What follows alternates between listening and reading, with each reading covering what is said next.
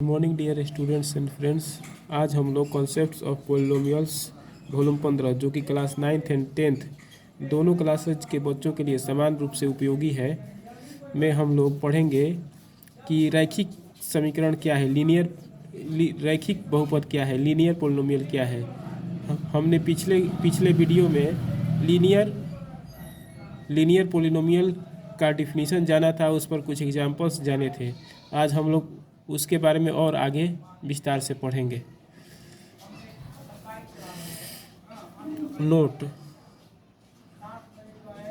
Note करिए, रैखिक समीकरण, रैखिक बहुपद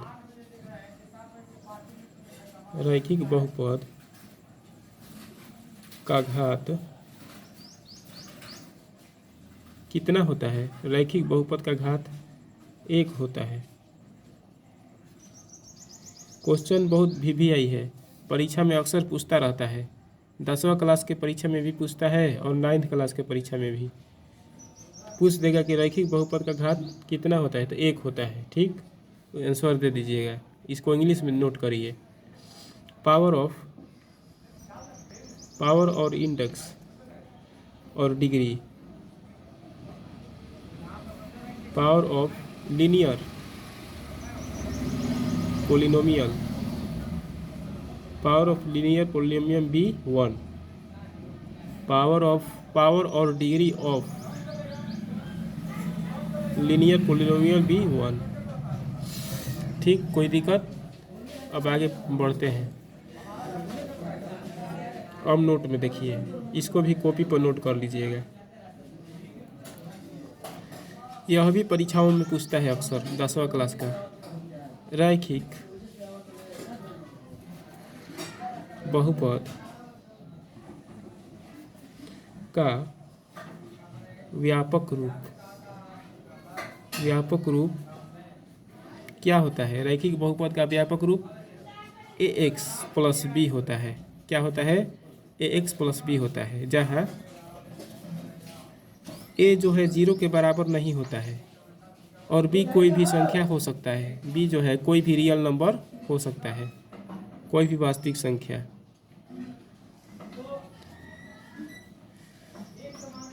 रैखिक बहुपद का व्यापक रूप क्या होता है? ax प्लस बी होता है, जहाँ a 0 के बराबर नहीं होता है और b कोई भी रियल नंबर हो सकता है, वास्तविक संख्या।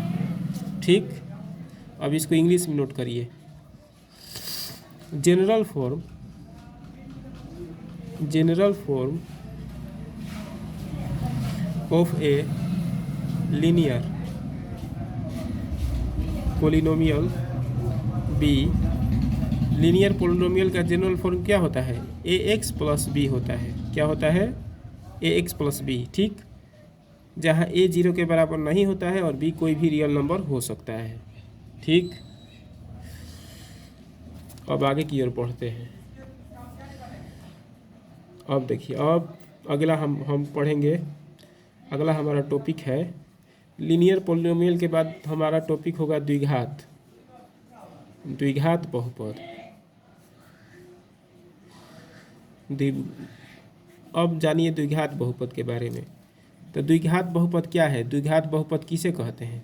बहुत इजी है। द्वि माने होता है दो, और घात माने होता है पावर। मतलब कि जिस बहुपद का पावर 2 होता है उसको द्विघात बहुपद कहते हैं। जिस बहुपद का घात मतलब पावर, जिस बहुपद का घात 2 होता है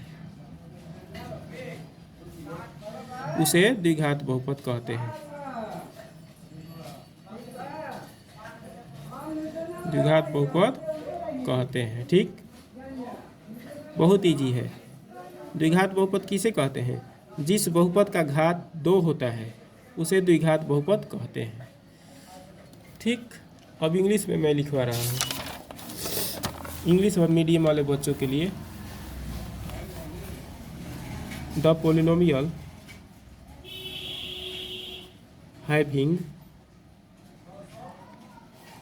having power, the polynomial having power 2 is called the polynomial having power 2 is called quadratic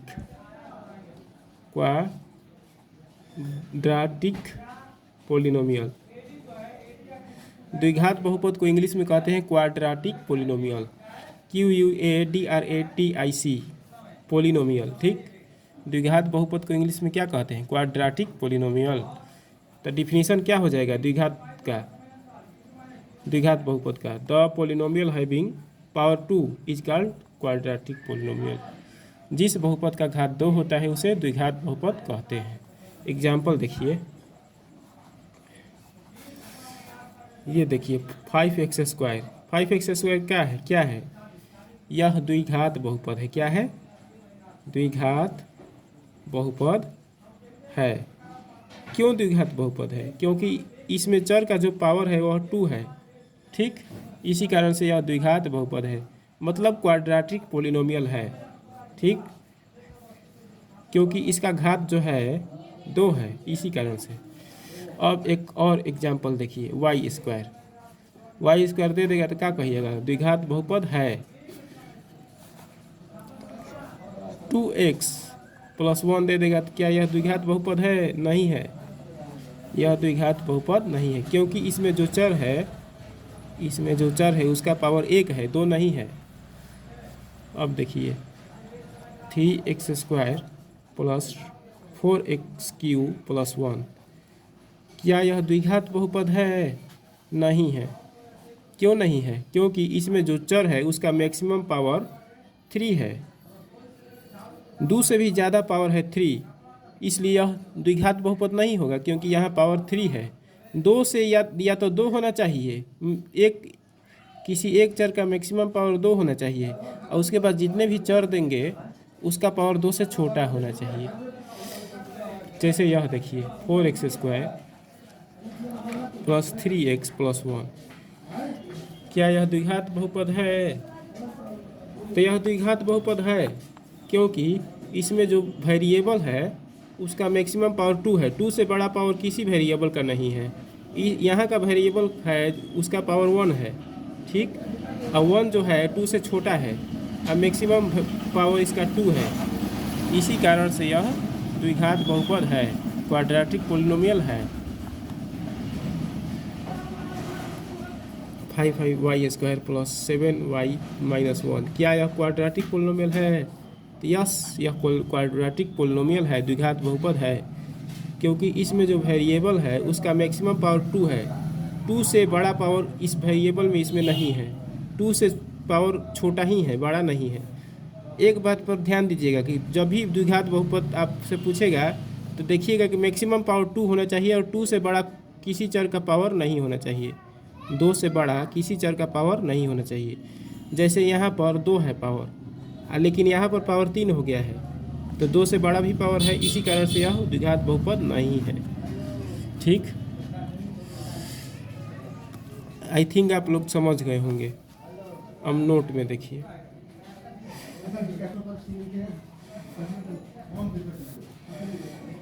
द्विघात बहुपद का व्यापक रूप, द्विघात बहुपद का व्यापक रूप मतलब general form of a quadratic polynomial. Quadratic polynomial का जनरल फॉर्म क्या होगा?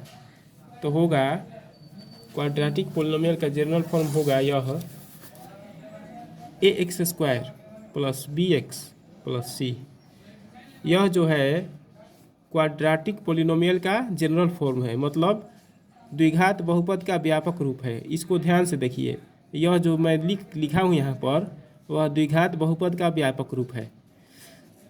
यहाँ a 0 के बराबर नहीं होगा, b और c कोई संख्या हो सकता है, रियल नंबर, लेकिन a 0 के बराबर नहीं होगा। ठीक, पूछ देगा कि द्विघात बहुपद का व्यापक रूप क्या होगा, तो इसको लिख दीजिएगा, आंसर हो जाएगा। नोट में ध्यान दीजिए।